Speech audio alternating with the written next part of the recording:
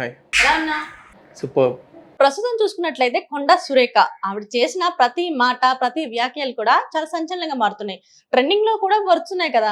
ఎందుకు ఆవిడ అలా? ప్రస్తుతం మాట్లాడింది ఏంటంటే బీసీ రిజర్వేషన్ కోసం అని చెప్పేసి ఇది పార్లమెంటులో చట్టం చేయాలని చెప్పేసి విద్య, ఉద్యోగ, ఉపాధి రంగాల్లో, రాజకీయ రంగాల్లో బీసీలకు 42% కావాలని చెప్పేసి దీన్ని పార్లమెంట్లో బిల్లు పెట్టాలని చెప్పేసి కేంద్రం మీద ఒత్తిడి తీసుకురావడానికి ఢిల్లీలో కాంగ్రెస్ నేతలంతా అక్కడ నిరసన తెలుపుతున్నటువంటి పరిస్థితి.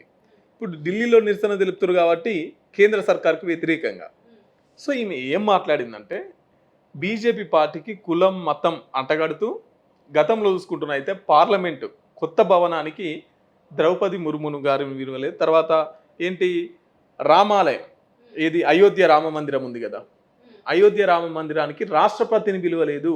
అంటే ఇక్కడ వీళ్ళకు కులం మతం ఇంపార్టెన్సు, ఒక మహిళగా కూడా ఒక రాష్ట్రపతిగా కూడా గౌరవించలేదని చెప్పేసి కొండ సురేఖ అంటే ఉన్నది ఉన్నట్టే వాస్తవంగా అది నిజం. అవును, ఆమె మాట్లాడింది ప్రతిసారి ఖండించడమే కాకుండా కొంత ఆమెకున్న లక్షణం ఏంటంటే అది ఏదన్నా కానీ కడుపులో నుంచి మాట్లాడుతుంది.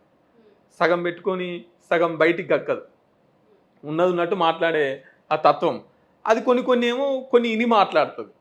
కొన్ని ఎట్లుంటాయి అంటే ఇప్పుడు నువ్వు నేను మాట్లాడుకున్నాం అనుకో, ఇదే వాస్తవం అనుకొని బయటికి చెప్పేస్తుంటే ఆమె ఒక అట్లుంటుంది. కాబట్టి ఇది కూడా మనం అట్టనే చూడకుండా వాస్తవాలు చూసుకుంటున్నట్లయితే రామాలయం అయోధ్య రామ మందిరానికి రాలేదు, ప్రధాని మోదీ చేతుల మీదుగా అయ్యింది.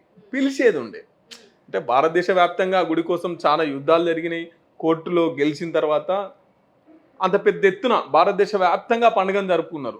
పిలిచేది ఉండే, పిలవడానికి గల కారణాలు ఇవని చెప్పేసి మాట్లాడింది. మళ్ళీ దీని తర్వాత మీ వ్యాఖ్యలు ఇట్లా వివాదాస్పదంగా మారుతున్నాయి, మీరేమన్నా మాట్లాడతారా దీనికి రిప్లై అంటే మాట్లాడాల్సిన అవసరం ఏం లేదు, నేను ఉన్నది ఉన్నట్టే మాట్లాడతా, ఉన్నది ఉన్నట్టే అన్నా. సో మళ్ళీ దీని మీద నేనేం వివరణ ఇచ్చే పరిస్థితి లేదని చెప్పేసి మళ్ళీ కూడా మాట్లాడింది.